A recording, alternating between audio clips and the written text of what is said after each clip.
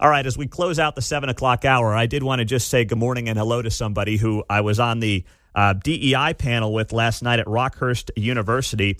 Monica Harris is here on KCMO, and I would say that Monica and I probably see a lot of national issues very differently, but she has a great story. She had a very successful media career on the executive side of things. She now is a Montana resident.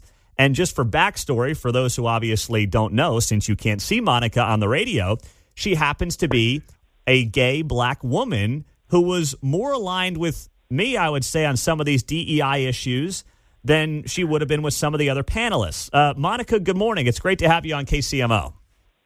Hey, Pete, thanks for having me. It's great to be here. I just want to ask you, I've only got a couple of minutes here, but for you in particular, like, what was the thing that you wanted people to take out of last night's event and conversation around DEI? Okay, thanks for asking. I think that's such an important question. I think that what I would like to emphasize is that DEI is not bad in theory, all right? Where DEI goes wrong is the implementation. I think most Americans, I made this point last night, even the vast majority of white Americans, really want to remove genuine barriers to systemic inequalities and ensure fair and equal treatment for everyone. But the problem is that DEI often shifts this goal from removing barriers to mandating specific outcomes and a sort of ideological conformity.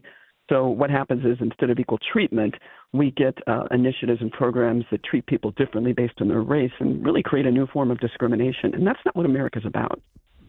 So then you look at it and you say, what's the answer here? And for you, as someone who admitted last night, like you were someone who got into college through affirmative action, but you think it's had its place, it had its time, and 2025 is a very different world. So is there a way to solve any of this in the short term or no?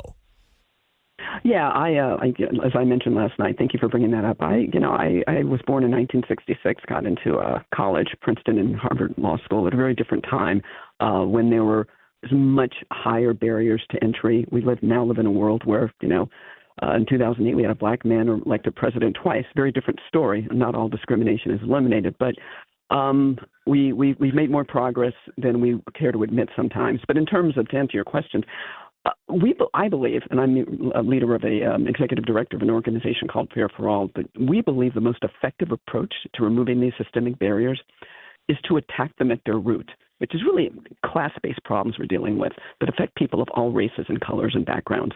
I see this all the time in Montana. Lack of access to quality K-12 education, for example.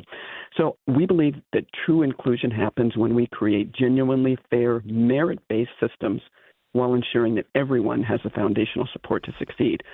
That's true inclusivity and not divisive faux diversity. Mm-hmm. Well, Monica, yeah, you were great last night. I really enjoyed being on that stage with all of our panel, but I was very impressed just with your life, hearing your story and your commentary as well. So I know you're heading back. You're at the airport right now. You're enjoying that beautiful airport in Kansas City, and I hope you have a safe trip back to Montana. Thank you so much. I love Kansas City, and I hope to be back and see you too. We love it. Thank you, Monica. Have a great day. You too. All right, there you go. Monica Harris, who was on that panel with me last night on KCMO Talk Radio. Fascinating stuff.